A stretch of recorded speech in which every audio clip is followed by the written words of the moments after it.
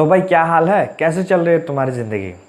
तो यार इस लॉकडाउन के बीच ना एक धंधा काफ़ी तेज़ी से फल फूल रहा है और वो है ट्रोल का।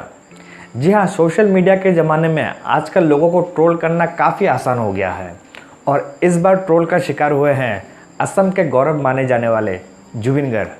तो आज से कुछ ही दिन पहले जुबिन गर्ग की धर्मपत्नी गरिमा सैकिया ने फेसबुक पे एक एसएमएस में पोस्ट शेयर किया था, जिस पोस्ट में उन्होंने लिखा था कि और कुछ कहने या सुनने की ज़रूरत नहीं है, जुबिन गर्ग जैसे देशद्रोही को 20 सड़क पे फांसी देने की व्यवस्था की जानी चाहिए।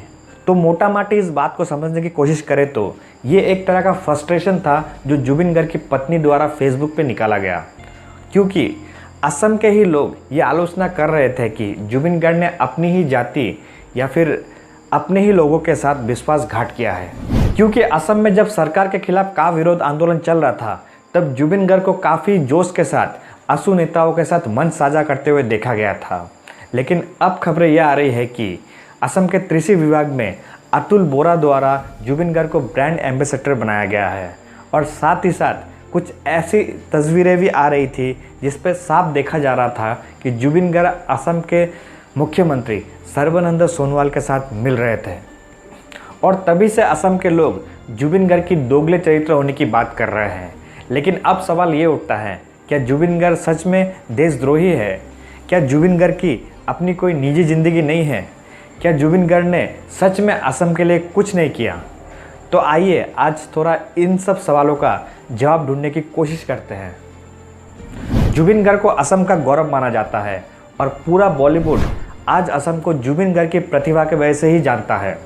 और 2006 में आपको वो सुपरहिट गाना तो याद ही होगा जिसने पूरी दुनिया में धूम मचा दिया था।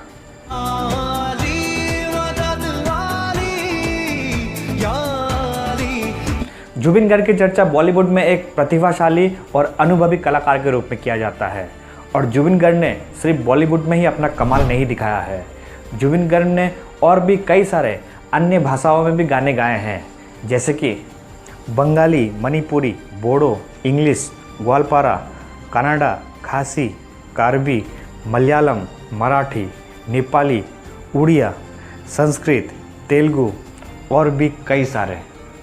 याद कीजिए वो दिन जब असम बाढ़ के पानी में लहूलुहार हो जाता था, लेकिन एकमात्र चेहरा जो सामने लोगों की मदद करने उतर आता था और वो था जुबिन गर्ग। ना किसी की परवाह करता था और ना ही सरकार से मदद आने की इंतज़ार करता था। लेकिन आज फिर भी असम के लोग ये बोल रहे हैं कि जुबिन गर्ग ने असम के लिए किया क्या है। अरे भाई, जुबिन गर्ग ने अपनी जाति के लिए जितना किया है ना, आज तक शायद भूपेन हाजरिका को छोड़ के किसी भी असमवासी ने अपनी जाति के लिए नहीं किया होगा। आज असम की संस्कृति और बिहू गीत पूरी अमेरिका तक सुनाई देती है, वो सिर्फ जुबिन गर्ग की मेहनत की वजह से। और शायद असम को अगर जुबिन गर्ग नहीं मिलता तो शायद असम का बिहू गीत पूरी दुनिया में इतना लोकप्रिय कभी ना होता। इस वीडियो के माध्यम से मैं असम वासियों से बस एक ही निवेदन करना चाहूँगा कि प्लीज़ एक ऐसा व्यक्ति जिसने अपनी पूरी ज़िंदगी भाषा और संस्कृति के प्रचार में गुजार दी है, आज उनको आप गालियाँ दे रहे हैं, तो सोचिए उनके मन में क्या बीत रहा होगा।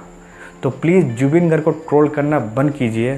किसी की निजी ज़िंदगी में इतना भी दखलंदाजी मत कीजिए कि उसकी ज़िंदगी कहीं अंधेरे में चला जाए और फिर आप अपने आप को कभी माफ़ ना कर पाए। तो वीडियो अच्छा लगा तो प्लीज़ शेयर ज़रूर कीजिएगा।